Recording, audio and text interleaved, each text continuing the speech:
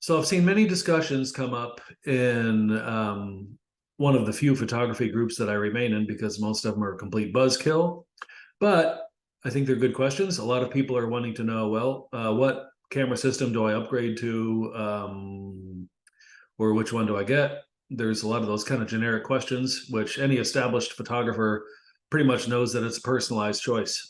For example, what a commercial photographer or a sports photographer would choose is probably different from the needs of a wedding photographer or a portrait photographer, that sort of thing. And my choices are going to be completely different from most, honestly. Um, but I have my reasons for them, and other people have their reasons. No matter how well thought out or not thought out it is, that's the choice they make. So the first thing I would encourage is to, if you have a local camera store, go and visit and try it in your hands and support them because yeah, you can buy from B&H or Amazon and they're great, but I don't know what good it's going to do you if you need some equipment like the day before a shoot or a major event. And plus it's good to get some um, to get some of the knowledge that the staff has, if there's something you need help with or help selecting, and you can try different things in your hands and see which makes sense. And here in Nashville, now we have the Pixel connection after going for about 3 years without a camera shop. So I hope that if you're local to Nashville, that you'll support them. And even if you're not, they have an online department and used and everything else. So as far as how to pick the right camera system, my personal opinion, which is going to be different from the next person, is that at this point, investing in a DSLR system from scratch, especially, doesn't seem like the best idea because pretty much all the manufacturers are going to mirrorless. When I started with mirrorless back in 2014, I started with Fuji. That was just designed to be something fun to use and a take along camera. And I started doing professional work with it. Even though at the time the autofocus performance was severely lacking, and other things about it made it a little bit unpalatable for professional use.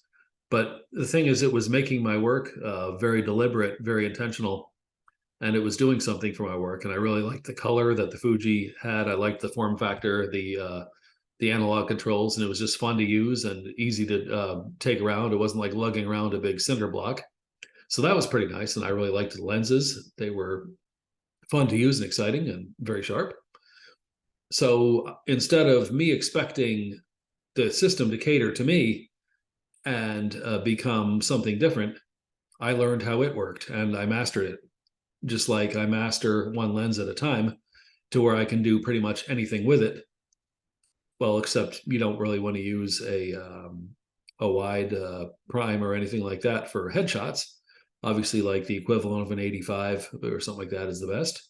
But for anything else, you can use something wider angle for almost anything if you move your feet and compose your shot carefully and think about what you're doing and pay attention to your subject, take your time. And yeah, I think it's best to master each lens before you buy another one. That way you know the how and where and why before you make an upgrade or add to your collection. And also keep in mind that you can make great photographs with any system, whether it's Canon, Nikon, Olympus, Fuji, Leica, anything. Um, the reason I choose Fuji and Leica, which I have, is they're more of a deliberate photographer's tool rather than like a Sony that's just like an autofocus beast. And there's reasons for that system too. But I feel that with these systems, it's fun for me to use, and that's more important above all. I value my photography as a craft and a passion even more than I do a career. And I'm not going to use something that I don't enjoy just for the sake of having a certain appearance at a job or having technology that I don't really have to rely on because I've become a more intentional shooter and would rather use the skills I've cultivated over the years to create my work and let the camera get out of the way and do my thing, as opposed to let technology do most of the work for me, like relying on 500 shots per second or eye tracking or any of that. I've never really used any of that. But anyway, the next photographer could feel very different. But I think the best um, idea is to learn who you are as a photographer and base your choices off of that instead of just picking something out of thin air based on someone else's recommendation, but make an informed choice and make it about being intentional and who you are as a photographer and trying it in your hands, making sure that you're passionate about its design and form factor, as well as performance and what your overall goal is, what your approach is. And there again, if it's not perfect for you, learn how it works rather than expecting it to do the hard part for you. And if you don't jive with it, that's one thing. But a lot of people even buy Leicas and they end up collecting dust because they realize that, yeah, they bought a great camera, but maybe they don't want to put the work into it to learn it. And it's complex, it's not easy. So bear that in mind before you make your choice.